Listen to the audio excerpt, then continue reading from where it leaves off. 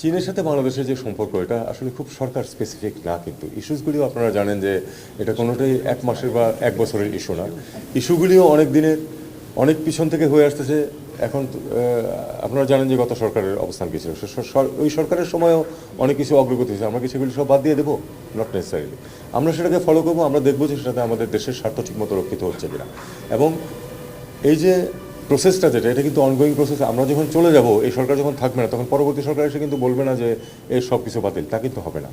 বৈদেশিক সম্পর্কের ক্ষেত্রে আমাদের কিছু শর্টকামিং হয়তো আছে, অন্যান্য অনেক দেশে তো কোনো ধরনের কোনো পরিবর্তন হয় না। আমাদের এখানে খানিক পরিবর্তন কখনো কখনো করতে হয় সরকারের চরিত্রের কারণে। কিন্তু আমি মনে করি না যে যেহেতু আমাদের সরকারের মেয়াদ নির্দিষ্ট নয়, এবং যেহেতু এই সরকারের খুব দীর্ঘদিন থাকবে এমন কোনো পরিকল্পনা নেই, এই জন্য যে আমাদের যে দ্বিপাক্ষিক সম্পর্কের যে বিষয়গুলি আছে, সেটা চীনের সাথে হোক বা অন্যান্য দেশের সাথে হোক, সেটা কিন্তু আমাদেরকে বাদ দিলে চলবে না। আমাদেরকে সেটা এমনভাবে করতে হবে যে এটা সরকার দেশ করছে।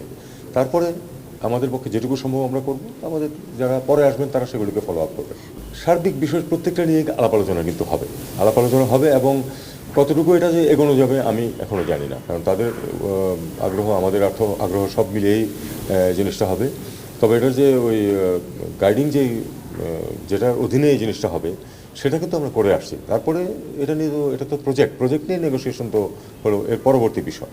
অগ্রগতি হতে পারে, কিছু প্রাথমিক কথাবার্তা হতে পারে। তারপর আমরা তো সমস্যা সমাধানে আমরা ইতিবাচক, এতে তো কোনো সন্দেহ নেই। এমওইউ আমরা আশা করি সই হয়ে যাবে। রোহিঙ্গা ইস্যু নিয়ে আমরা নিজেরাই আলাপ আলোচনা করবো, এবং আমরা চাইবো যে চীন আমাদেরকে সহায়তা করুক, কারণ চীনের যথেষ্ট ইনফ্লুয়েন্স আছে মিয়ানমারের উপরে। চীনের যথেষ্ট ইনফ্লুয়েন্স আছে ওখানে যেই অন্যান্য যে অথরিটিস বা ফোর্সেস আছে, তাদের সাথেও চীনের সম্পর্ক আছে। কাজে আমরা চাইবো যে চীন যেন আমাদেরকে এ ব্যাপারে যথেষ্ট সহায়তা করে। এটা আপনারা জানেন যে একদিনে বা এক মাসে সমাধান করার মতো বিষয় না।